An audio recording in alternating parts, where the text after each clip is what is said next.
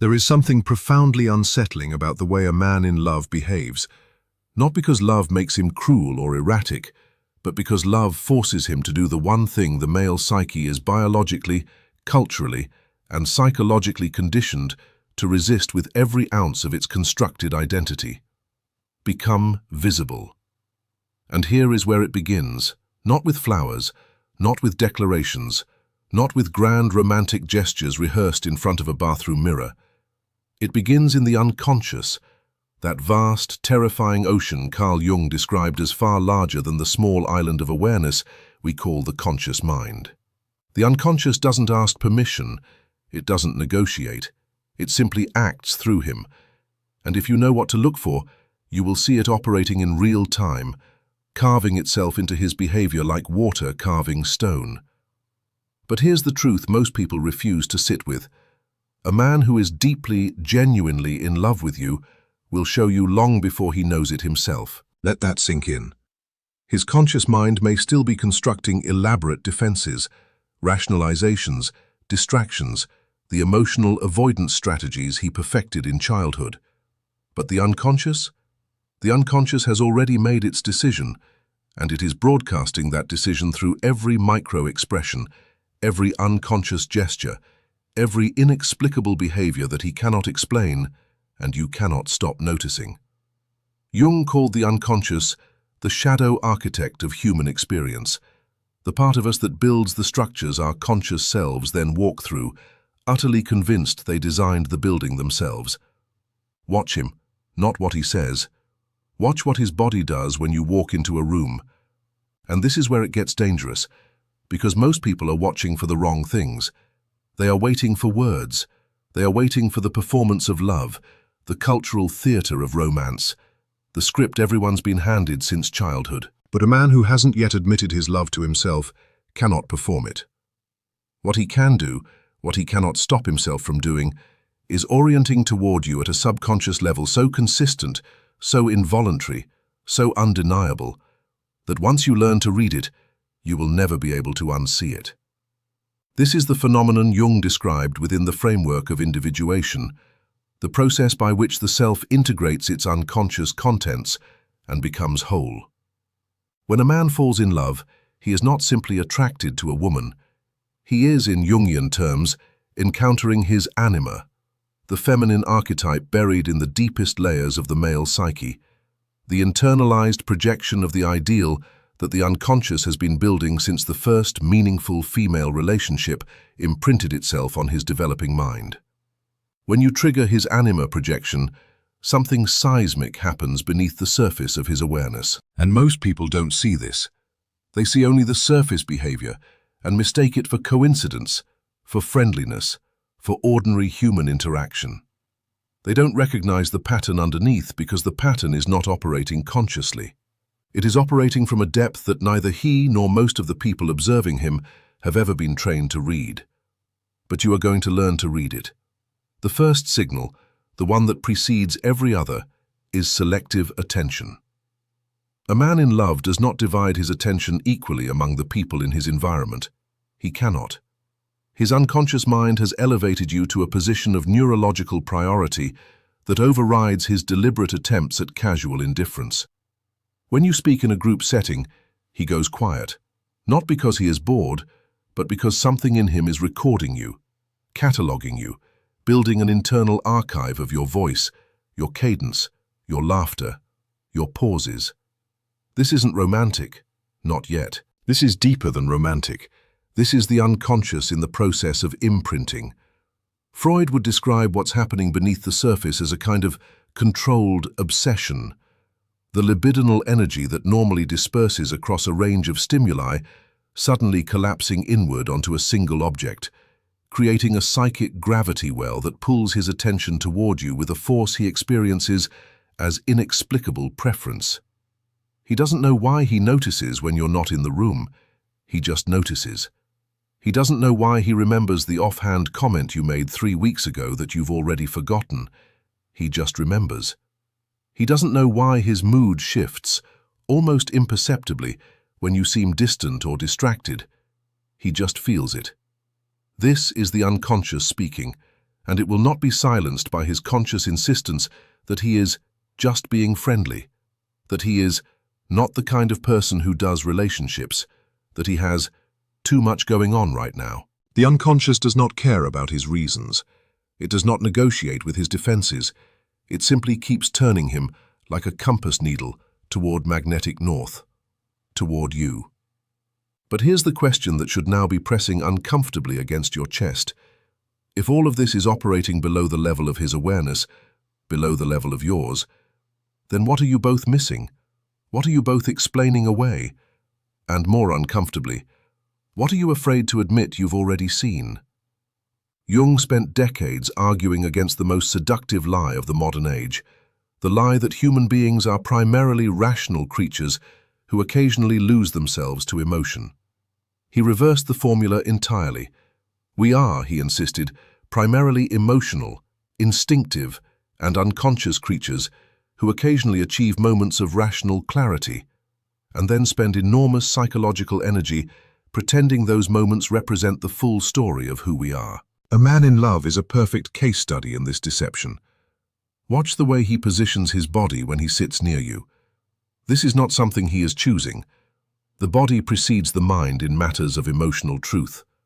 Psychologists call it postural alignment, the unconscious tendency to orient the physical self toward the source of greatest psychological significance in a given environment.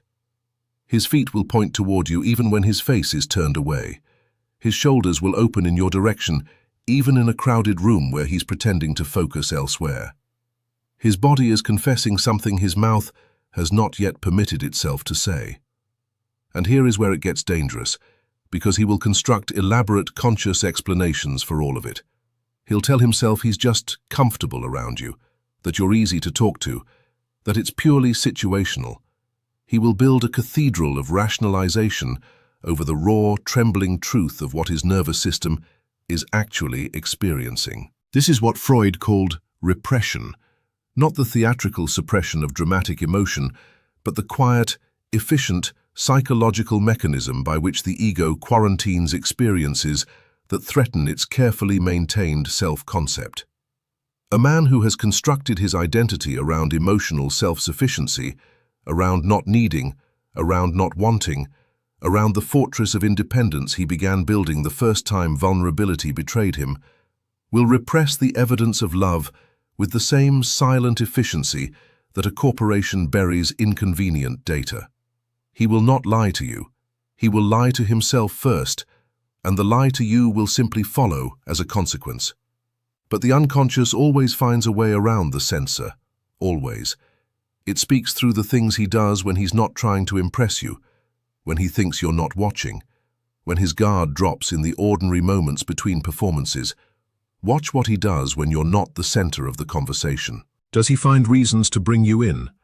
Not dramatically, not obviously, but with the quiet, almost unconscious redirections of someone whose attention keeps gravitating toward a fixed point, regardless of where the current conversation is flowing. Most people don't see this. They're waiting for the grand gesture. They've been conditioned by narrative, by film, by fiction, by the cultural mythology of romantic love, to watch for the dramatic declaration, the moment where everything becomes clear and certain and verbally confirmed. But real love, the kind that operates from the unconscious, the kind that has roots deep enough to survive conflict and ambiguity and time, real love is not dramatic in its early language. It is repetitive. It is persistent. It is the same small signals returning again and again, like a tide that cannot help but return to the same shore. He remembers things. This one is critical, and most people criminally underestimate its significance. When a man is not in love with you, he processes what you say with the surface-level attention he gives to most information. It registers, perhaps creates a brief impression, and then dissipates. But when he is in love with you, even at a subconscious level, his mind has placed you in a category of psychic significance that activates a different kind of memory storage. Details that you don't remember sharing come back to you from his mouth weeks or months later. The small thing you mentioned once, a food you don't like, a fear you almost apologized for admitting, a childhood memory you threw out casually. He holds on to it. Not because he's trying to, because he cannot help it. This is the anima projection operating at full depth. Jung wrote that when a man projects his anima onto a real woman, she acquires in his unconscious a numinous quality, a sense of enormous significance, of meaning, of weight, that makes everything associated with her feel important in a way he cannot fully account for. She becomes, without either of them consciously choosing it, emotionally central. And here is the uncomfortable truth that sits beneath this whole architecture of unconscious behavior. He may be terrified of what he is feeling, not because the feeling is painful, but because the feeling is real. The things we most desperately want are also the things most capable of destroying us, or at least destroying the version of ourselves we've worked so hard to construct and maintain. A man who has never allowed himself to be emotionally vulnerable with anyone, or who was punished for vulnerability early in his psychological development, does not experience the approach of genuine love as joy. He experiences it as threat. And so the very signals that reveal his love are often wrapped in behaviors that look like their opposite, like distance, like casual indifference, like an inexplicable cold front that moves in precisely when the emotional temperature between you rises to something undeniable. This is the paradox you are living inside, and most people never name it. The man who pulls back when things get real is not always the man who feels nothing. Sometimes, often, he is the man who feels everything and has no idea what to do with it. But the question that should now be sitting like a stone in the center of your chest is this: what has your unconscious been protecting you from seeing? What signals have you been receiving, translating into doubt and returning to sender, when what you should have been doing was reading them more carefully? There is a point in every profound psychological truth where the intellectual understanding collapses into something personal, where you stop analyzing the concept and begin recognizing yourself inside it. We are at that point now. Jung described the process of psychological individuation as inherently uncomfortable, not because growth is punishment, but because growth requires the dissolution of the false self, the persona, the mask, the carefully assembled identity we present to the world and eventually mistake for who we actually are. And love is one of the most powerful forces of individuation that exists, precisely because it refuses to honor the persona. Love insists on the real person underneath. A man in love with you is being pulled toward his own individuation, whether he wants it or not. And you can see the struggle playing out in the texture of his attention. Watch what happens when you are in pain, not dramatic pain, not a crisis that requires an obvious response, but the ordinary quiet pain of a difficult day, a frustration you mention in passing, a heaviness that sits in your eyes even when you're smiling. A man who is not in love with you will register this with general human sympathy and move on. A man in love with you cannot let it go. He will circle back to it, sometimes immediately, sometimes hours later, sometimes days later in a follow-up that arrives when you've already forgotten the original moment. This circling back is one of the most psychologically revealing behaviors that exists, and almost nobody talks about it. It tells you that your well-being is occupying real estate in his mind between interactions, that you don't disappear from his psychological landscape when you leave the room. You persist. You continue to exist for him in your absence in a way that is qualitatively different from how other people exist for him when they're not present. Psychologically, this persistence is the signature of attachment at a deep level, not the anxious, conditional attachment of someone who wants something from you, but the organic, involuntary attachment of someone whose unconscious has already integrated you as significant. And this is where it gets dangerous, because this is also the place where misinterpretation becomes most likely. His protective concern, the way he notices when you seem off, the way he tracks your emotional state with an attention he doesn't give to others, can easily be dismissed as friendliness, as his general character, as that's just the way he is. You have probably already done this. You have probably already caught yourself downgrading a signal because you were afraid to upgrade it and be wrong. But here is the uncomfortable psychological truth. The mind that is afraid to be wrong will consistently misread evidence. Fear distorts interpretation. It introduces a systematic bias toward underestimation, a preference for the explanation that requires the least vulnerability, the least risk, the least exposure. This is not stupidity. This is self-protection, and it is doing you an enormous disservice. Consider this. When he creates space for you in conversations, not by saying nothing, but by listening in a way that is qualitatively different from the way he listens to others. When he doesn't interrupt, when he doesn't redirect, when he gives your words the silence of genuine reception rather than the impatient half-attention of someone simply waiting for their turn to speak. What is your interpretation of that behavior? Most people say, he's polite, he's respectful, he's a good listener. But examine the selectivity. Is he this way with everyone? Does he give everyone this quality of attention? Or is it specifically and consistently concentrated on you in a way that, if you're being honest with yourself, you have noticed but refused to fully acknowledge? Freud described the phenomenon of selective attention in the context of libidinal investment, the way that sexual and emotional energy, once directed toward a specific object, transforms the quality of perception itself. The person you love becomes more vivid, more detailed, more real in your experience than other people. And this intensified perception shows up not just in how you experience them, but in how you attend to them, with a focus, a care, a precision of interest that cannot be entirely concealed. He is more interested in your answer than the question warranted. He leans in at a cellular level, even when his posture is casual. The quality of his silence when you speak is different, denser, more inhabited than his silence at other times. And somewhere in you, you already know this. You have already felt the difference. You have already caught yourself wondering if you were imagining it. And that question itself, that, am I imagining this, is one of the most reliable signals of psychological truth that exists. We do not ask ourselves whether we're imagining the ordinary. We only question the perception that carries an emotional charge significant enough to be frightening. The repression that happens at this stage is mutual, not just his, yours. You begin to protect yourself from your own perception. You begin to curate the evidence, selecting the data points that support a story of ambiguity, because ambiguity, at least, cannot break your heart. Certainty, even positive certainty, requires a response. It requires action. It requires the terrifying exposure of being someone who acknowledged the truth and acted on it. And so you stay in the fog, and he stays in the fortress. And the unconscious on both sides keeps broadcasting, keeps signaling, keeps arranging circumstances and moments and coincidences that are not coincidences.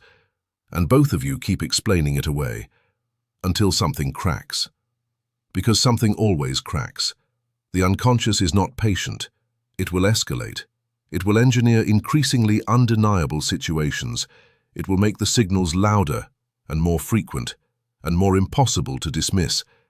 Because the psyche, left without resolution, does not simply accept stasis. It pushes. And what is being pushed toward is the moment of recognition. The moment where the unconscious truth finally surfaces into conscious awareness with enough force that neither person can reasonably maintain their preferred explanation.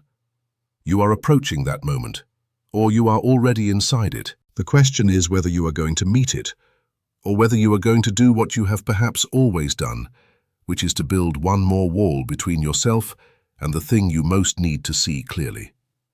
Let us arrive, finally, at the truth you've been circling since this began. Not the Jungian framework, not the Freudian architecture of the unconscious, not the theoretical structure of the anima, or the mechanics of repression, or the psychology of selective attention. Those were the scaffolding, useful, necessary, illuminating, but they were always pointing towards something more personal than theory, something that lands not in the intellect, but in the body, in the chest, in the specific ache of recognizing yourself in a pattern you've been living without understanding. Here is what Carl Jung understood that almost no one in the history of popular psychology has been willing to say plainly. Love is not primarily something that happens between two people. It is primarily something that happens within each person, and the other is the catalyst, not the cause. When a man shows you that he loves you without words, he is not performing for you. He is becoming something more integrated, more whole, more real in your presence.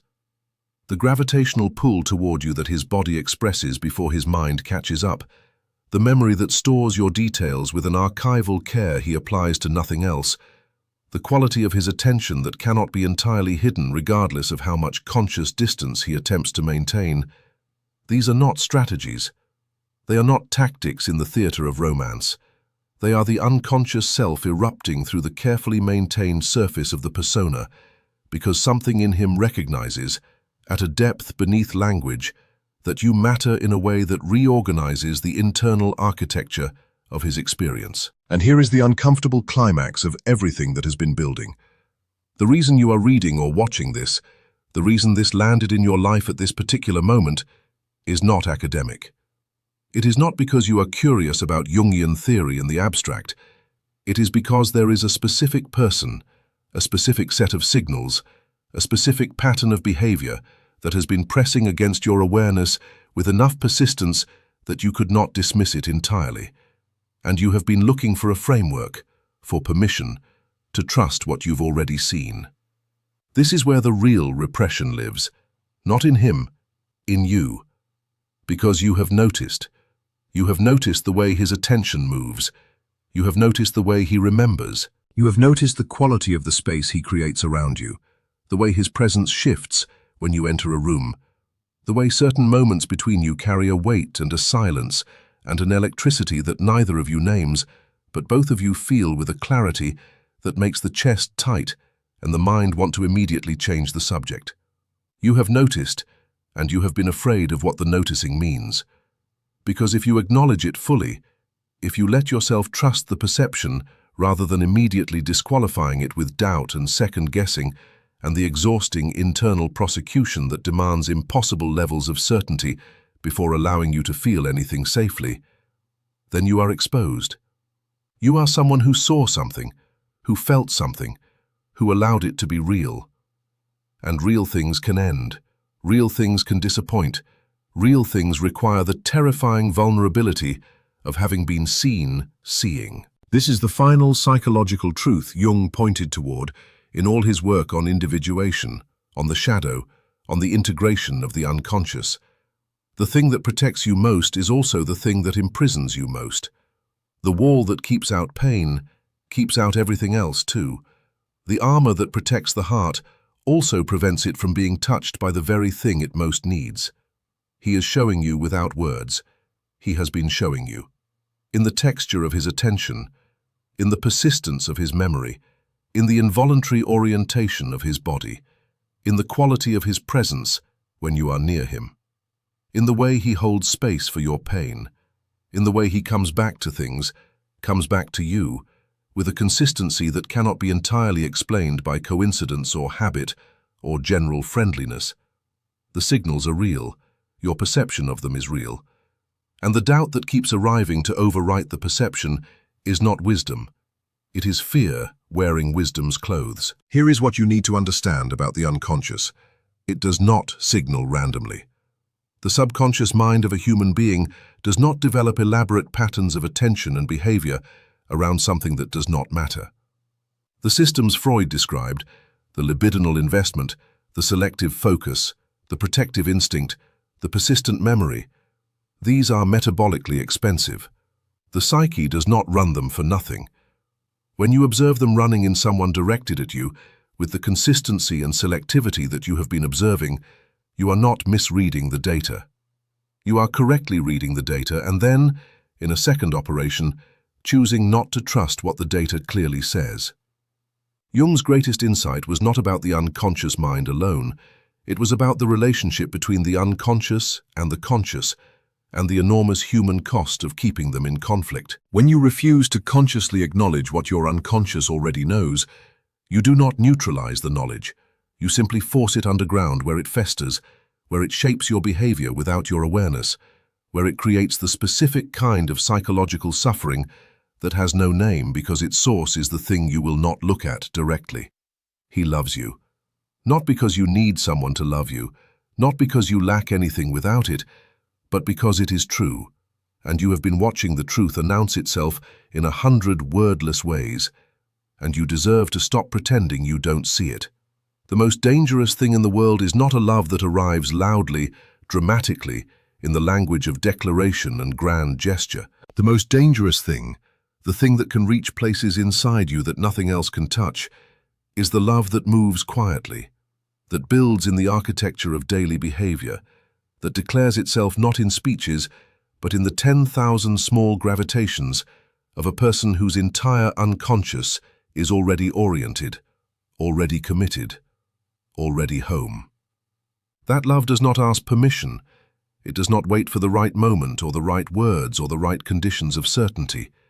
It simply is, operating beneath the surface of everything, writing itself into the texture of behavior, broadcasting on a frequency that bypasses the rational mind entirely and speaks directly to the part of you that was already listening.